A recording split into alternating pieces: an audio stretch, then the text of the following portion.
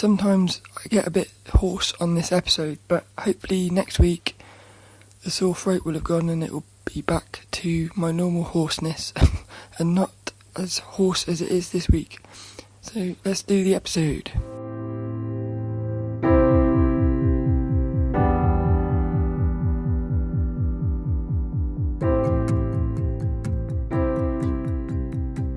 Hello, this is Sophie Lawson from sophielawson.com, and this is episode 2 of the So Free Art podcast, which is a little podcast I do each week about art and things. And this week's going to be more about the things, I think, because whereas I had planned to talk about pencils this week, I've decided I'm going to talk about something else because for the last couple of weeks something really weird has been happening, and it's all to do with lucid dreaming. So I'm going to talk about that in a moment, and it is art related.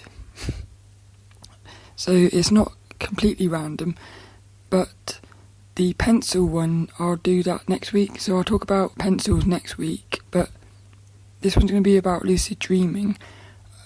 Also I wanted to say something about Leslie Sater, who is an artist in America. She runs this little challenge thing each year, and it's the 30 and 30 painting challenge. Now I never do painting, but I got this urge to sign up and play along, and so for the last 10 days I've been doing paintings, and I've been writing about my experience of painting on the blog at sophielawson.com.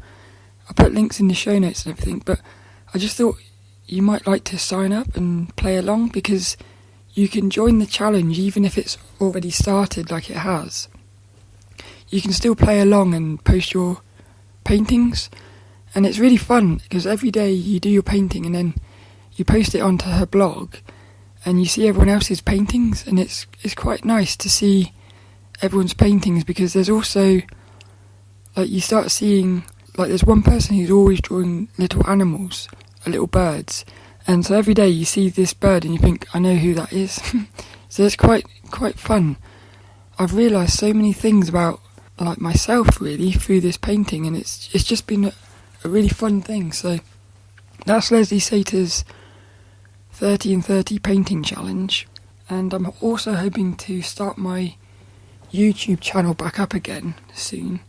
You can get to it at sophielawson.com/YouTube, but it's still, all the videos on there are still under my old name Kev's Art, because when I came out as being transgender I basically stopped doing YouTube videos whilst I focused on that, and so I haven't put any videos out as Sophie yet. So that's a little bit about stuff like that. Now let's get into this episode, which is going to be about lucid dreaming. And this is quite weird. Some of the things I'm going to talk about this, it might sound a bit bonkers, and I would imagine if I hadn't have experienced it myself, I probably wouldn't believe it, and I certainly wouldn't have realised how much it was going to change, how much it could change your life. So it's had a similar effect on me as what art did when it first entered my life. Art has changed my life completely. Because of art I found meditation, and meditation has had a massive effect on helping me with my transition and stuff, and overcome mental issues and stuff.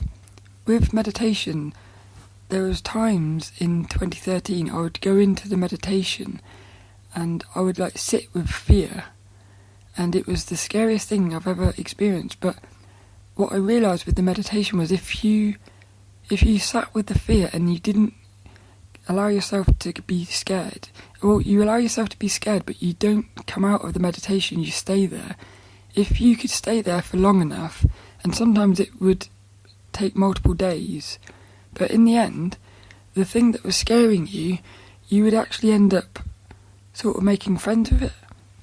And I had a meditation a couple of months ago, I think, a couple of weeks ago.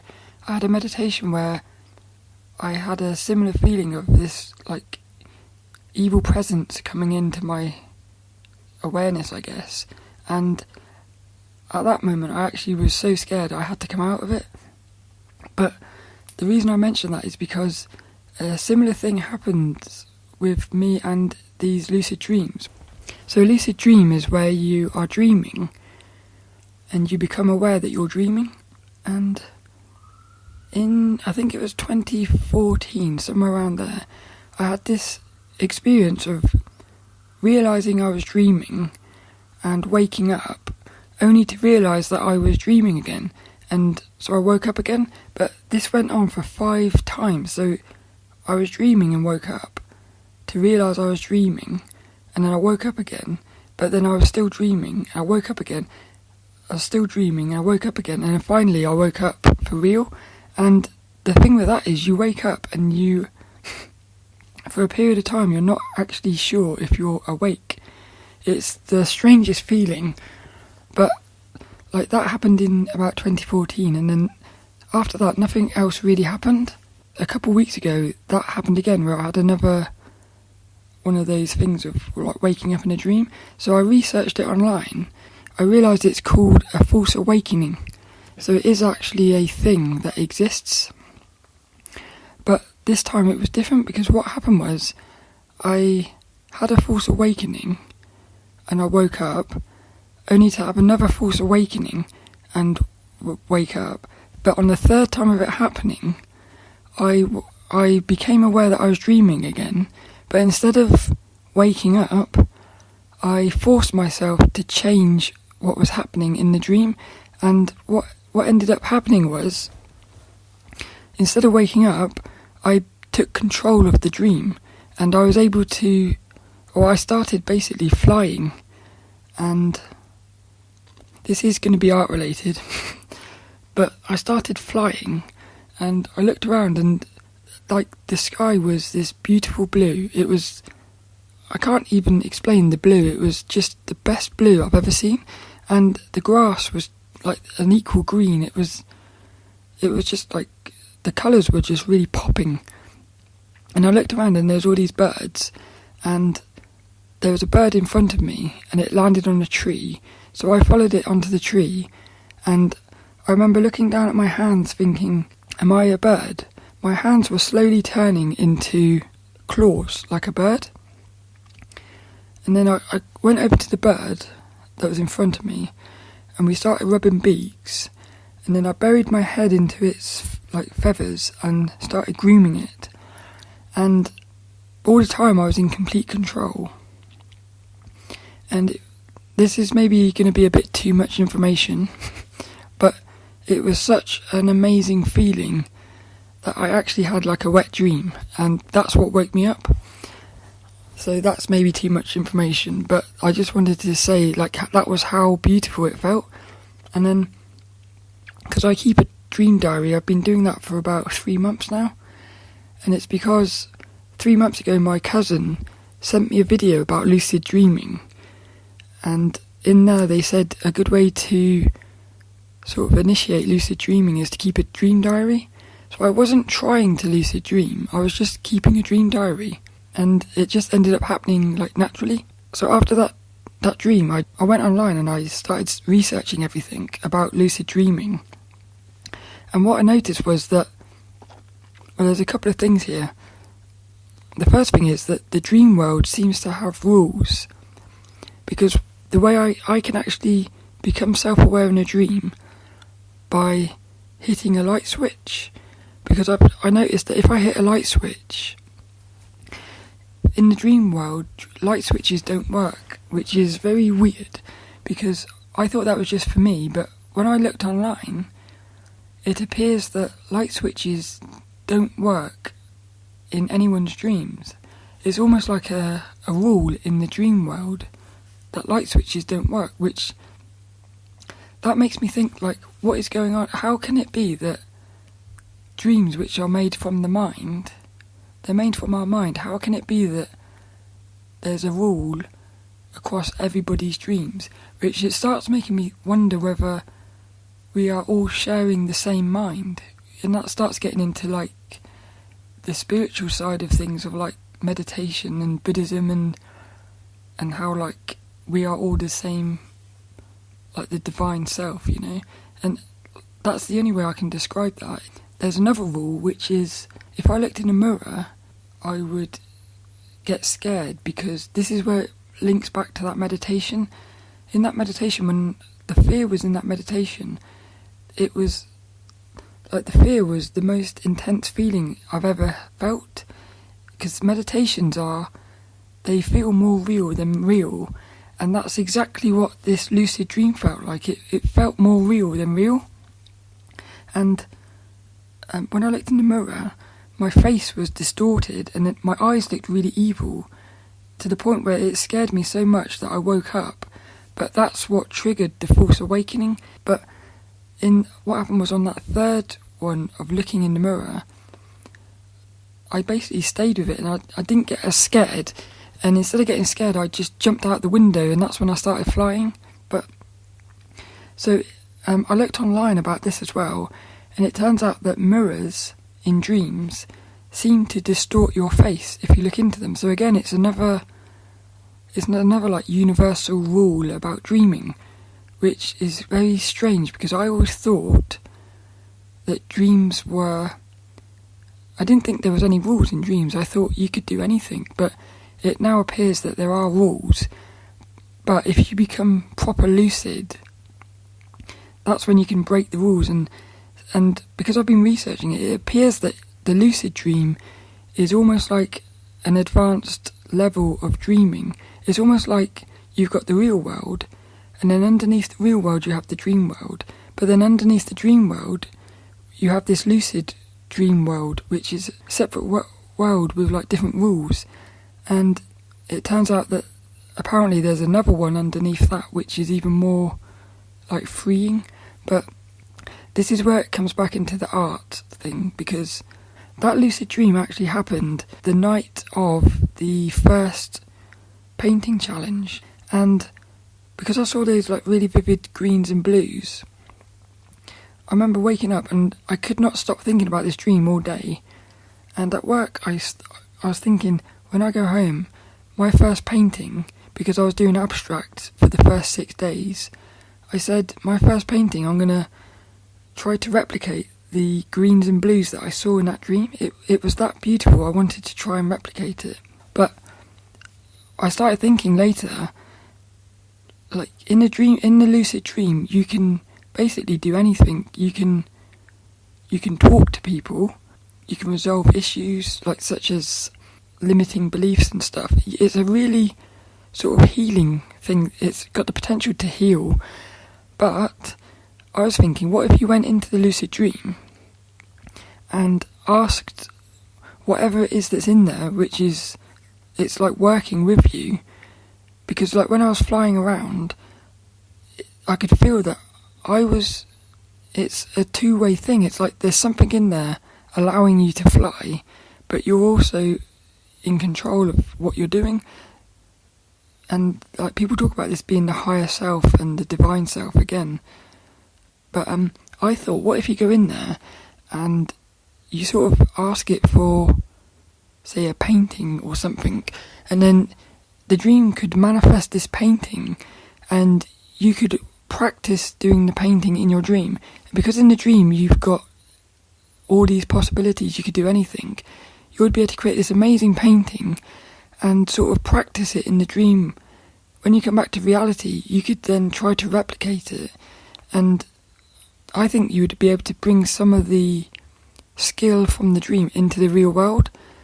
And I know that sounds mad, but I actually started looking into this, and it turns out that there are people doing this already. And there's one lady who's really good at lucid dreaming, because what I've also realised is lucid dreaming is like anything else, like art. It's a skill that can be, if you keep practicing it, you're going to get better at it. So if you keep practicing various techniques to improve your chances of lucid dreaming, you will in the end start lucid dreaming. So this lady can pretty much lucid dream at will now, but she's also an author. And what she'd done is she was writing this book, and she thought it would be quite fun to go into a lucid dream and meet one of the characters that she was writing. But what happened was, she went into this dream.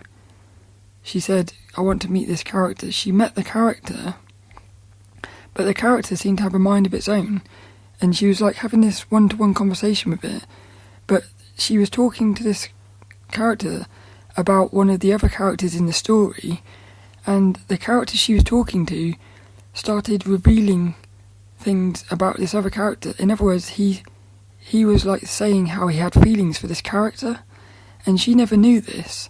So then when she came out, she changed the story based around this character in her dream. It's as if the character in her story was alive, like, telling her where the story was going to go. It's quite mad. But she said, like, that really made the story a lot better. And then there's this other guy who is a composer. He's actually called Dr. Keith Hearn. I'll put links in the show notes to both of these. But this Dr. Keith Hearn, he was the first person to prove that lucid dreaming is real scientifically. But he was able to get somebody in a lucid dream to communicate whilst dreaming with the outside world. And he did that with one of those machines and stuff. So he basically proved lucid dreaming is real, and he too has been able to start lucid dreaming because I think he was lucid dreaming first, and then he was so fascinated by it he wanted to study it. But he can like sort of lucid dream at will, and he also composes music. So what he's done is he went into a lucid dream, and he can hear music in the dream, which he hasn't created, it's just in there, but it's like really beautiful music. And because he's a composer, he knows how to copy the music, so when he comes back out, he can basically recreate the music that he's hearing in his lucid dream. So he's asking for music, he's getting the music, and then he's writing it in the real world, so he's almost like the two worlds are sort of combining. So that means it is actually possible. And then I've also been reading I've been listening to all these interviews about lucid dreaming and stuff. And in one of them, they said that the universe is effectively, like, at its core, a creative being. So it stands to reason that, in your dreams it would be all about creativity. So I'm just finding this whole thing really quite amazing, and it's actually changing. I can feel it's sort of changing my life in the same way that I could feel meditation was improving my life and allowing me to sort of do things I'd never done before. I can feel that this lucid dreaming has the same potential to do that, but I think it's got even more. And I know it sounds a bit mad and random and stuff, but if you look into it, but you have to sort of feel it yourself, because once you're in a lucid dream, you can just almost feel the potential of everything. It's quite amazing, to be honest. That's basically what's on my mind a lot at the moment, is this lucid dreaming. And the thing that's quite exciting is, a couple of days ago, I was in a dream. Because I keep my dream diary, one of the techniques you can use to increase your chances of lucid dreaming is look at your dream diary, and if you see similar topics in your dream, like while you're awake, you can say, if I see such and such in my dream tonight, which is something you've seen multiple times before. For me, it's Formula 1 drivers. I seem to see F1 drivers a lot. So what I say now, before going to bed, I say, if I see an F1 driver in my dream, I will know I'm dreaming. And what happened the other day was, there was an F1 driver in my dream, and I became self-aware in the dream. Unfortunately, I wasn't able to control it because I woke up. I had another false awakening. I woke up and I was still dreaming, and then that was funny because I actually woke up in the dream. Well, I woke up and I went straight to my dream diary to write about the dream. But when I looked in my dream diary, half the dreams were missing, and then I realised I was dreaming again. It gets really mad.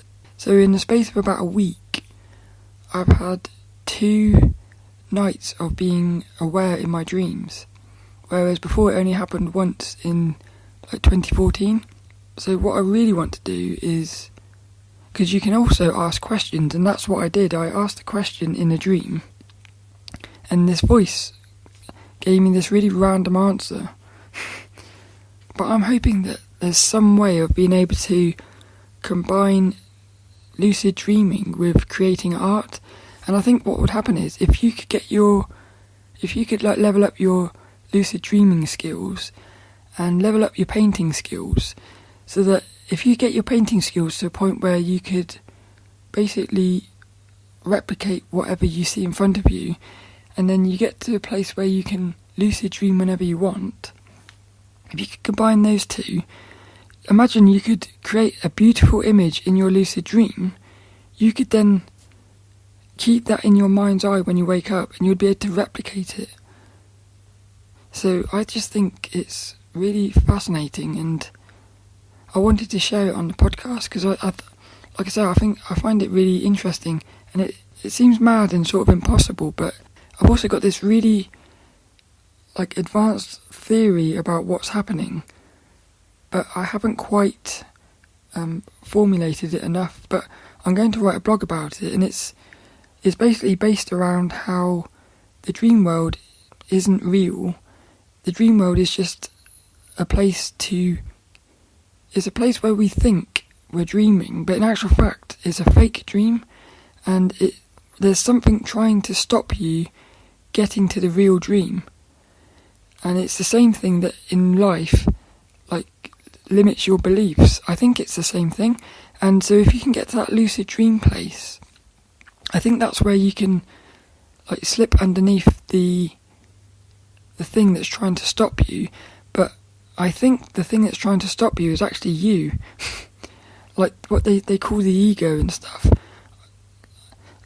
This, it confuses me a bit to talk about it at the minute because I can't quite put it into words, but I think it's something along the lines of, you yourself in the real world have got all these limited beliefs, so you go into the dream world, which is created by you, so the limiting beliefs still stay there because that place is created by you, but there's something underneath the dream world in the lucid dream which is trying to get to you through the dream. And that's why you have scary dreams and stuff. It's because the thing in the lucid dream is trying to get to you so that you can get to your true self, but the minute it tries to get to you, it scares you and wakes you up. So what you have to do is you have to become super mindful so that you can see there's no reason to be scared, and then you'll be able to get into the lucid dream and start dealing with whatever that issue is. But I've got this really advanced theory about it all, but I'm going to properly write it up soon and put it on the website. I'll do that after the painting challenge, I think. And then I might come back and talk about it again on the podcast. But it's just something I thought, it might be really fun to talk about. And I'd be interested to see what you think about it. And if you've ever if you've ever had a lucid dream, if you've ever tried doing something creative in the lucid dream and bringing it out into the real world, because I'm convinced that you can do it, and the fact that 2 people have already talked about having done it, it can be done. So that's basically episode 2 of the So Free Art podcast. Links and stuff in the show notes, which you can find at sofreeart.com. And if you have any questions or anything, you can post a question over there, but you can also send me an email at sophie@sophielawson.com. You can find me on Instagram at sophie.lawson and Twitter at sophielawsonart.